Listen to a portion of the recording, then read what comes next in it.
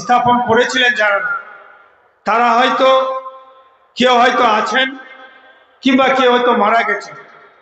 যারা যে এই মাদ্রাসাটা স্থাপন করেছিলেন, ভিত্তি স্থাপন করেছিলেন, যে সত্যি তারা ভেবেছিলেন আজকে যদি যারা আছেন তারা তো দেখতে পাচ্ছেন, কিন্তু যারা নাই তাদের যে স্বপ্ন ছিল সেই স্বপ্ন বাস্তবায়িত হতে চলেছে।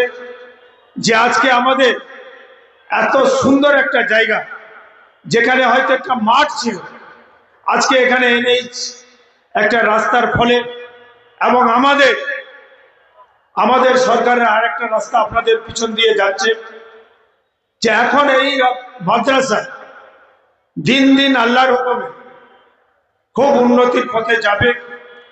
এবং আশা করি আগামী দিনে এই মাদ্রাসা যে হিসাবে, আমি একটু 10 মিনিট আগে আমাকে এই জালসা কিংবা এই মাদ্রাসা আমি কমিটিদের সাথে একটু কথা বললাম। এর আগে হয়তো এখানে আমরা হয়তো ভিতরে ছিলাম, কোনদিন ভিতরে হয়তো মাদ্রাসায় এসেছি, কিন্তু এই নতুন মাদ্রাসা আমি কোনোদিনই আসি। আজকে এসে আমি খুবই আনন্দিত এবং আমি গর্বিত যে আমার বিধানসভা, আমার হরিশ্চন্দ্রপুরে এত সুন্দর একটা মাদ্রাসা তৈরি হতে চলেছে কিংবা হয়েছে।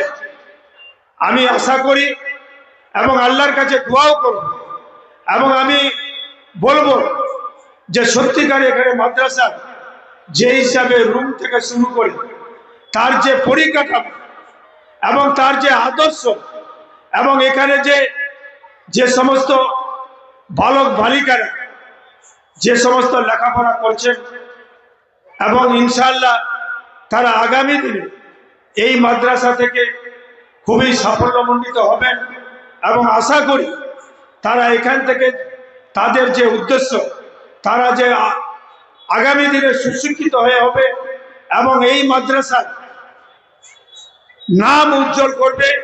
যে আমাদের মালদা জেলার মধ্যে কুমেদপুর অর্থাৎ সারজি চকে এত সুন্দর একটা মাদ্রাসা আছে, সেই মাদ্রাসায় এত সুন্দর লেখাপড়া হয়, এখানে এত সুন্দর এখানকার যে সমস্ত শিক্ষক শিক্ষিকারা যারা যে আছেন তাদেরকে অশেষ অশেষ আমি ধন্যবাদ সালাম জানাচ্ছি, সেলুট জানাচ্ছি, যে তারা যে হিসাবে অল্প বেতনে তারা যে হিসাবে মেহনত করে ছেলে মেয়েদেরকে যে সুশিক্ষিত করছে, আমি তাদেরকে অশেষ অশেষ সালাম জানাচ্ছি। যে তারা আগামী দিনে তাদের এই সালেফিয়া মাদ্রাসা থেকে তাদের যে ছেলেমেয়েরা আগামী দিনের যে ভবিষ্যৎ, দেশের যে ভবিষ্যৎ গড়ে উঠবে, তার জন্য ইনশাআল্লাহ সবাই মিলে আমরা দোয়া করব। এই মাদ্রাসা আগামী দিনে আরো ফুলে ফলে ভরুক।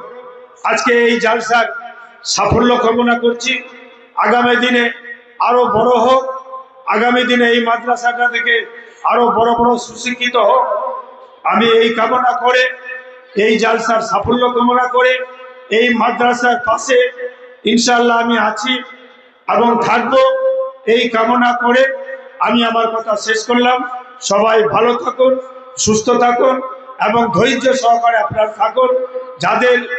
যাদের যে সমস্ত আমাদের বক্তাগণ আছেন তাদের যতক্ষণ পর্যন্ত বক্তব্য তাদের শেষ না হওয়া পর্যন্ত, যতক্ষণ পর্যন্ত আপনাদের ধৈর্য থাকবে, ততক্ষণ পর্যন্ত আপনাদের এই বক্তাগণ আপনাদেরকে দিন দুনিয়ার কথা বলবেন।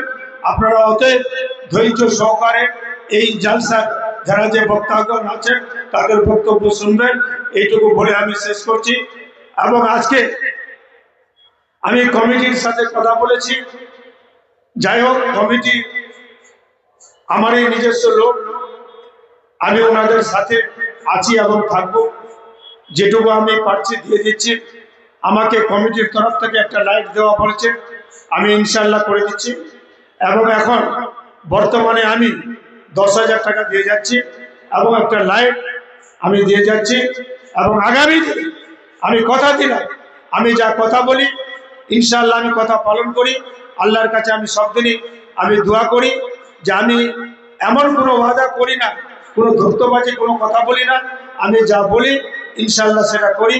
আমি এই মাদ্রাসার সাথে আছি এবং থাকবো ইনশাল্লাহ। সবাই ভালো থাকুন, সুস্থ থাকুন, আপনারা সবাই এই মাদ্রাসার পাশে থাকুন।